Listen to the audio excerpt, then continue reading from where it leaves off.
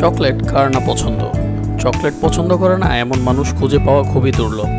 সবার কাছে লোভনীয় এই চকলেট খাওয়ার প্রচলন শুরু হয় 1750 সালের দিকে। প্রথম চকলেট বিভিন্ন ঔষধ বানানো ও বিভিন্ন আচার অনুষ্ঠানে ব্যবহার করা হতো, আর বর্তমানে সেই চকলেট খাওয়া হয় মিষ্টি জাতীয় নয়ন জুড়ানো লোভনীয় খাবার হিসেবে। প্রতি বছর সারা বিশ্বে প্রায় 3.5 মিলিয়ন টন চকলেট উৎপাদন করা হয়।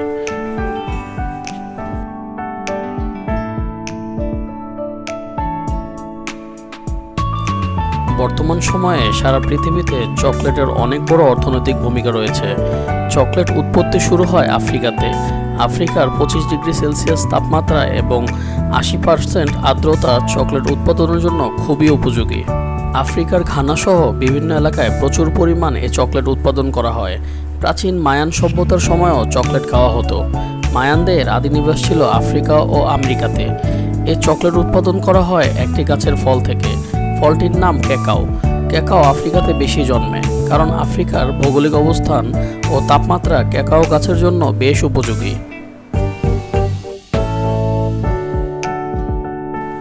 যদিও ক্যাকাও গাছ বেশ সংবেদনশীল, কিন্তু এই ফলগুলোর বোটা বেশ শক্ত এবং পেকে সহজে পড়ে যায় না, দেখতে অনেকটা পেঁপের মতো।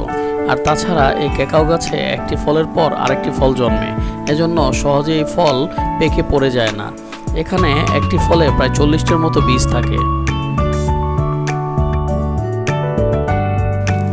উৎপাদনের শুরুতে ক্যাকাও ফল গাছ থেকে সংগ্রহ করার পর এগুলো একটি নির্দিষ্ট স্থানে নিয়ে ফলগুলো কেটে তার থেকে বীজ আলাদা করা হয়। ক্যাকাও ফলের ভিতরের বীজ সাদা রঙের এবং ভিতরে আঠালো অবস্থায় থাকে। বিনের উপর এই আঠালো আঁশ ছড়িয়ে এক প্রকার জুসও তৈরি করা হয়, যা খেতে অনেকটা ডাবের পানির মতো। এই বীজ দেখলে কখনো বোঝা যাবে না এই বীজ থেকেই তৈরি হয় সুস্বাদু চকলেট। আঁশ ছড়ানো হয়ে গেলে এই বীজ একটি বস্তা ভর্তি করে 8 থেকে 9 দিনের জন্য ঢেকে রাখা হয়। এতে করে বীজে থাকা ব্যাকটেরিয়া মারা যায়। এরপর বীজগুলো ভালোভাবে রোদে শুকানো হয়, এতে করে বীজের রঙের পরিবর্তন আসে। এছাড়াও রোদে শুকানোর ফলে বীজগুলোতে ছত্রাক ও ব্যাকটেরিয়ার আক্রমণের কোনো ভয় থাকে না। এতে করে বীজ ভালো থাকে, নষ্ট হওয়ারও ভয় থাকে না।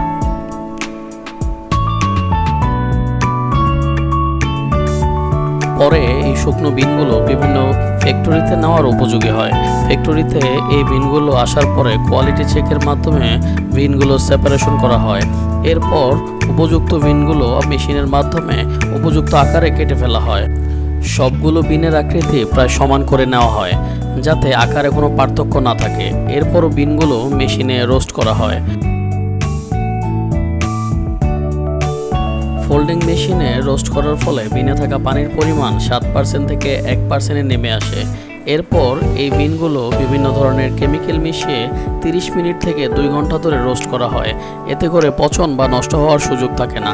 পরবর্তীতে ভাইব্রেশন মেশিনের মাধ্যমে বিনের খোসা ছাড়ানো হয়, ফলে বিন থেকে বীজ বা নিব আলাদা হয়ে যায়।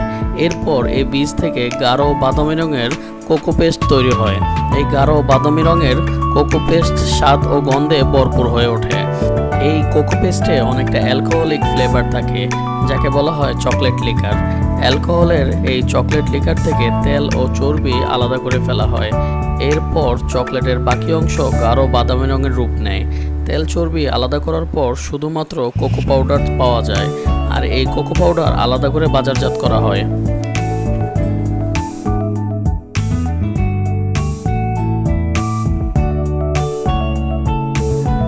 কোকো পাউডারের সাথে আগের থেকে আলাদা করা তেল, চর্বি, মধু, চকলেট লিকার, গুঁড়া দুধ মিশিয়ে বিভিন্ন ধরনের ফ্লেভারের চকলেট তৈরি করা হয়।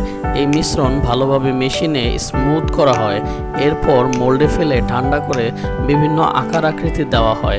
তবে তার আগে ফাইনাল করা হয় চকলেটে কোনো প্রকার বুদবুদ বা বাবল আছে কিনা, কারণ এয়ার বাবল থাকলে চকলেট সহজেই ভেঙে যায়, নষ্ট হয়ে যায়। এর বিভিন্ন ডিজাইনে প্যাকেজিং করা হয় এবং বাজারজাতকরণ করা হয় এবং আপনার আমার হাতে চলে আসে। আকারে চকলেট ছোট হলেও প্রতি বছর আফ্রিকা এই চকলেট রপ্তানি করে প্রায় $50 বিলিয়ন আয় করছে, যা তাদের দেশের অর্থনীতিকে দিন দিন চাঙ্গা করে তুলছে।